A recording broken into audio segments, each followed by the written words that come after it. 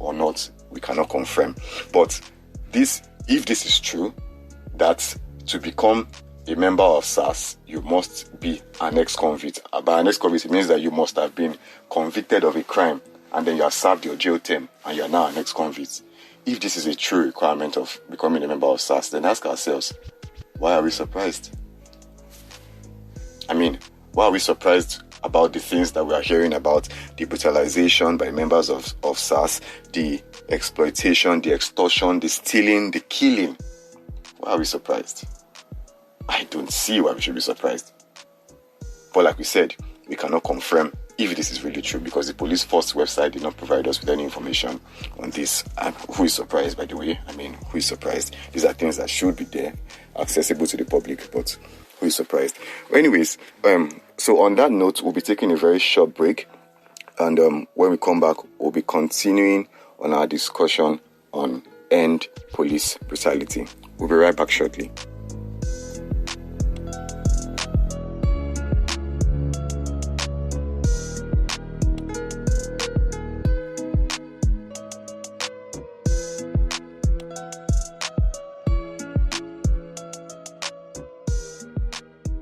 Alright, welcome back. I still remain Eustace. My name is Eustace and we are on Assorted with Eustace. This is HAFAK Online Radio. Don't forget to follow us on Instagram. We are at HAFAK Online Radio on Instagram. And also on Twitter, we are at HAFAK Online FM.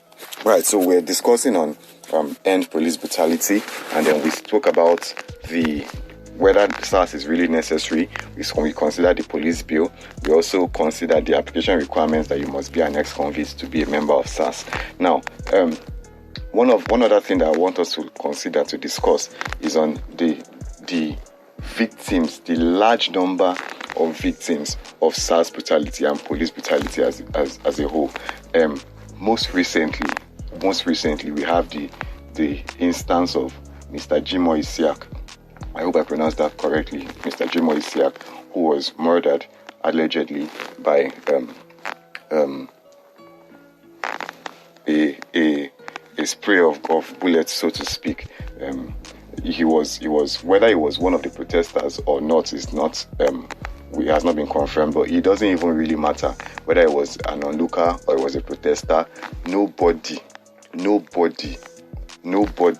should be killed for protesting, because to my understanding, all the protests being conducted so far, even before Mr. Jimoh Isiaq was murdered in Ogbomoso or your state, all of them were being conducted peacefully. So after Mr. Jimoh was murdered, the police force, I heard there was some intel on TVC that the police force came to claim that no shots were fired, nobody was killed. But I saw Mr. Jimoh's corpse for myself. I saw it myself on social media. Mr. Jimoh was buried the same yesterday by a spray of bullets by a reprobate police officer because he was protesting. We lend our hearts to Mr. Jimoh's family and we pray that the Lord will bear them the fortitude to bear this loss.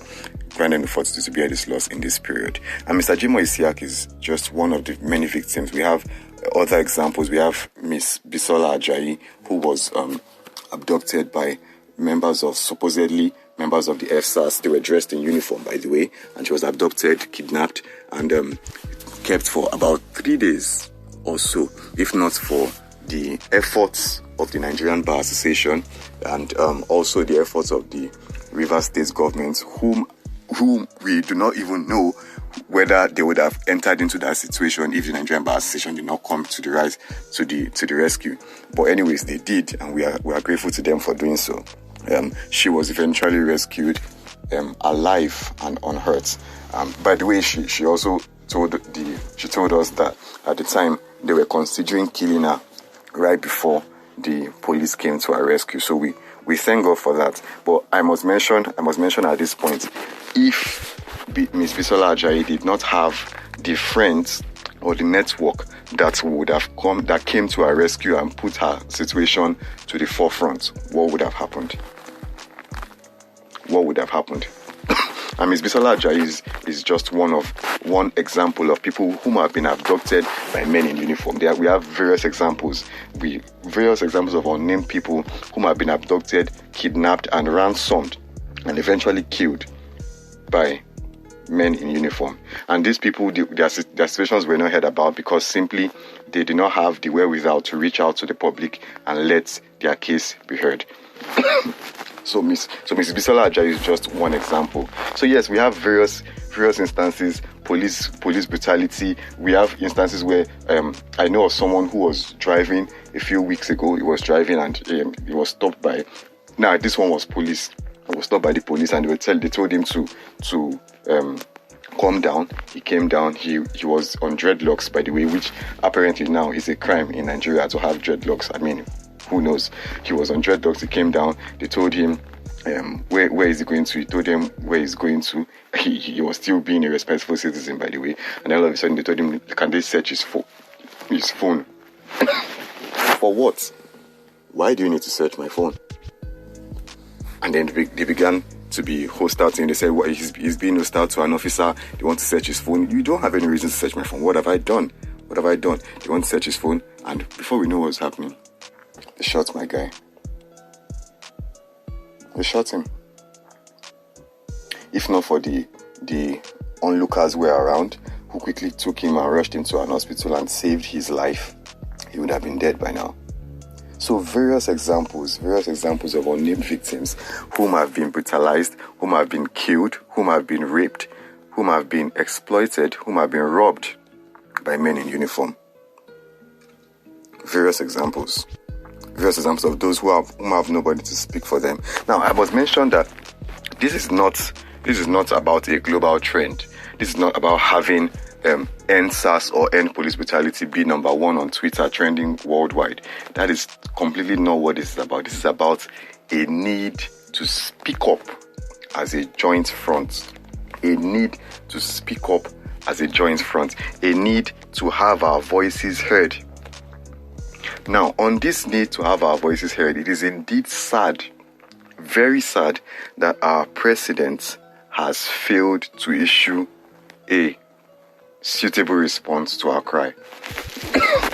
Indeed, very sad that our president, I say again, has been unable to issue a suitable response to our cry. And there has been some argument. I heard someone said a while ago to me that indeed the refusal of the president to respond suitably to our cry is more of a power struggle than the fact that he does not want to respond. It's more of a power struggle in the sense that a power struggle between the people and the government, because they understand that if they respond and act on our cries, if they end SARS based on our public outcry, then it would mean and to show that the people actually have power. That the people actually stood up for something and the government bowed to their will. So it will mean that the government has acceded to those people's power. And then from that, the people will now begin to take up more needs for reform. They begin to take up more jointed fronts towards reforming the society. And then the government will have to cave, showing that eventually the government has more power than the people. But truly, this should not exist. There should not be any power struggle between the government and the people. Why? Because simply, power always, right from the instant, always existed in the people. Never the government. Power, I say that again, always from the instant existed in the people. Never the government. So the government only has power that was vested upon them by the people. If the people decide to exercise their power, the government has to bend to the needs, the wishes of the people whom elected them. So there should really not be any power struggle. In a saner climes, we find that the government does the wishes of the majority of the people. The majority of the people. Now here we see the majority of the people have been saying for days, end SARS, yet nothing. Majority of people have been saying for days, end SARS, but nothing. So we see that indeed this is a large and utter lack of a show of concern by Mr. President. One example that comes to my mind is this. President Donald Trump of the United States a few days ago put up online that he was positive of COVID-19. Now, whether he was or not, we do not know. Some say it was a political stunt. Some say he was. We do not know. But anyways, my focus is this.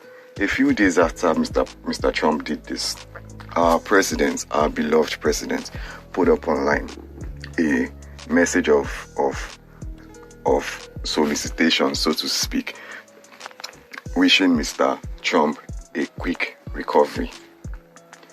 Millions of kilometers away, our president wished Mr. Trump a quick recovery.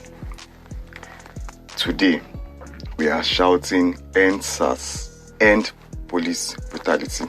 And the best response that our president could come up with is, there are members of the society, of the police force, there are patriotic members of the police force whom have been doing their work, and we will continue to support them, those members of the police force whom have been doing their job of protecting the nation as they should. Really? Who cares if they are members of the police whom are good and patriotic? Of course, we know that they are members of the police whom are good and patriotic, but that was never the issue. The issue was never that we should end the police force. The issue was never that you should close down the police force and we don't want to have the police again because all the police members are bad. The issue has always been end police brutality, end SARS. That's arm of the public, of the police force, whom are brutalizing the public. Now, whether or not SARS has some good eggs is not even the question here, because the proof is this, the truth is this: there are certain arms of occupations that are not allowed to have bad eggs. One example is doctors. Imagine if we say, they are good doctors, but there are some doctors that just decide that, okay, today I feel like killing someone in a surgery. Or we say, there are some good pilots, but there are pilots that say, today I just want to land this plane in a very bad manner so that everybody here will die. I'm a bad egg.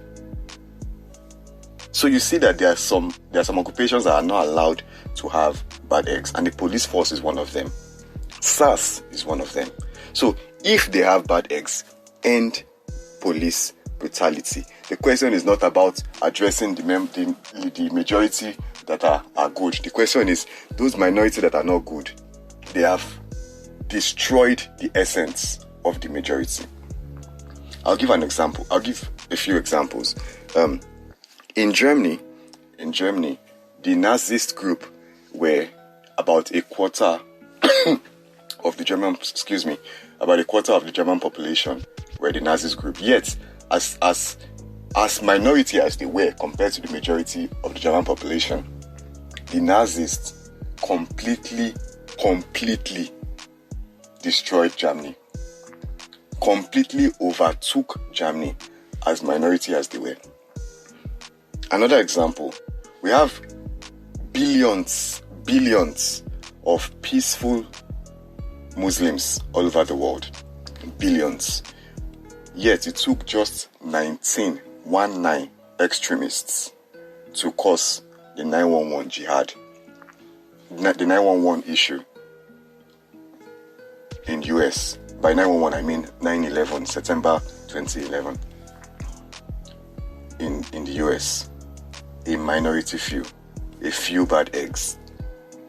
Another example, the African slave trade. Now, the perpetrators of the slave trade were just a minority of the European population. Yet, those minority were enough to bring down Africa to its knees. Those minority were enough to take the riches of Africa, the people of Africa, and bring them to their knees. The minority. So this is really not about whether we have a majority that are good. This is about this minority that are bad. They have destroyed the essence of why they were established. And what did we do when we wanted to with all these instances that I've given now, what did we do? We ended the Nazis. We ended them.